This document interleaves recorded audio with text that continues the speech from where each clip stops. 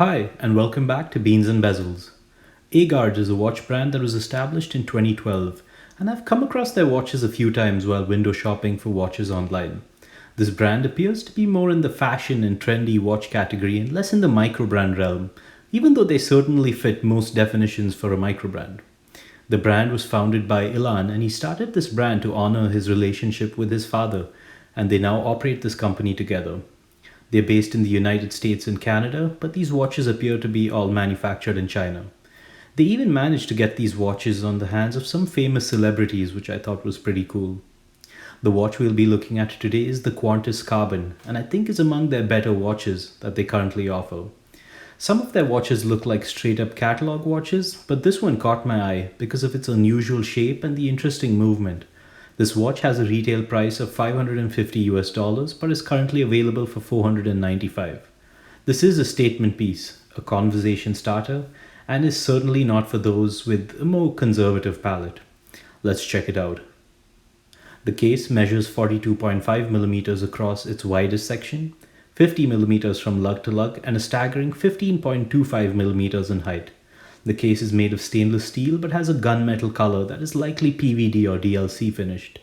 The finishing on the case is good, and all the brushing is uniform and well executed for the money. The angular and aggressive lugs are an extension of the case back plate and are not part of the unusual case design. The lugs are tall but not too thick and angle downwards towards the wrist and extend past the case back, so they're quite comfortable. The lug width is 22 millimeters. The two-piece case design is interesting, as you have a bevel section that transitions into a narrow bezel with vertical brush finishing. The finishing is quite impressive for the money, and the bezel seats a custom-made sapphire crystal. The crystal appears to be slightly curved and has a really interesting distortion effect when you view it from some extreme angles. I think the crystal may be one of my favorite aspects of this watch. You then have a 6mm push-pull crown at the 3 o'clock position that is easy to grip and operate. The crown action is great, and there's no crown or stem wobble. Flipping it over, you have a case back that is attached to the case by means of 4 screws and has a large exhibition window. This watch is rated for up to 50 meters of water resistance, but I think it's best if you leave this one out of your aquatic adventures. I'm a little confused by which parts to classify as dial and which ones to classify as movements for this review, so I'll just refer to the entire visible section here as the dial. The dial has a more typical circular legible dial section at the 12 o'clock, and the rest of the dial is mostly just a view of the movement. Let's start with the actual functional component of the dial, which is the small subdial at the 12 o'clock. You have a combination of polished stainless steel indices for the hour markers and printed white ticks for the minute markers. The finishing appears to be good, but even if it wasn't, you wouldn't really notice this because of how small it is. The base of this element has a fine concentric ring pattern that then transitions into a carbon fiber texture that can be seen above the printed logo as well. I think this combination of textures looks great and works with the gunmetal case finish. You then have polished stainless steel hour and minute hands and no seconds hand. I think a seconds hand on this watch with such a small dial would be ridiculous anyway, so the two-hand layout works. The proportions are good relative to the dial size, and it's moderately easy to read. The finishing on the hands is good, and they both have Lume sections. Moving inwards, the lower half of the dial, you have a really interesting dual balance wheel design that is clearly visible and is another aspect of this watch I really like. While this appears to be purely for decorative purposes, I think that's fine given the category to which this watch belongs.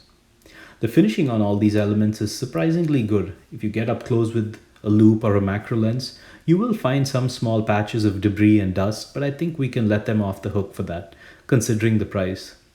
They even threw in a bunch of blued screws wherever possible, along with an attempt at anglage on the balance bridges. You may not be as impressed with this watch as I am, but I'm mostly just amused by the complexity of this movement, and I think Egard did a good job making that part of the dial design. To say that this watch is loomed is a bit generous, but the fact is that it didn't need lume at all, given the category to which it belongs. The hour and minute hands are loomed, and the brightness and longevity is about average. For future models, I'd like to see them try a more decorative approach to lume design. Unfortunately, there isn't much information available regarding this movement. These movements are manufactured by Chinese movement maker Jinghe Industrial Co. based in Shanghai. They are then modified and cleaned by Egard's manufacturer. It has a dual balance wheel setup, 47 joules, and a 38-hour power reserve. I don't think there's a lot of technical ingenuity here, and the real aim was aesthetics. In that regard, it sure looks cool and does a decent job at timekeeping. In terms of tidiness and quality control, it looks okay, but I noticed some dust and fingerprints, which appears to be pretty common among movements made in China. On my time grapher, I found it slightly tricky to measure this, as it reads 2 beat signatures, but after leaving the watch on there for a few minutes, I read an average of plus 5 seconds per day in the dial up position and plus 3 seconds per day in the crown up position. So reasonable for a watch in this category if those values read correctly. With a statement piece like this, you're not really looking for a subtle or sleek wrist presence, and this watch delivers an aggressive wrist experience that begs for attention with its 15.5mm height. The 50mm lug to lug width is surprisingly manageable on my roughly 6.5-inch wrist. That said, the lugs do extend beyond the case back, wrapping around the wrist nicely. The flat case back helps it stay grounded on the wrist, and it's overall well balanced on its carbon fiber texture strap and deploying clasp. No, this watch will not fit under a cuff, and no, this isn't a watch you wear if you want to maintain a low profile. This is a watch you wear when you're feeling a bit eccentric and want people to ask you what that cool alien spacecraft is on your wrist. When I look at Egard's entire lineup of watches, I don't see a cohesive design style, and some of them look a bit like off-the-shelf fashion watches. But I think their Quantus series is very intriguing, and I'm glad to see them expanding on this design style with a few different case and dial options, and even a Hangzhou tourbillon watch with a metal bracelet. The reality is that this watch is not for everybody, but that's entirely okay, because those that are willing to experiment with watches that are a bit crazy and are a bit more bold will thoroughly enjoy this one. I think $495 is a good price for one, and given the custom case and crystal. And while the movement may not be one we're all familiar with, it definitely looks cool. So if you're looking for something unusual and design forward, you should definitely check this one out.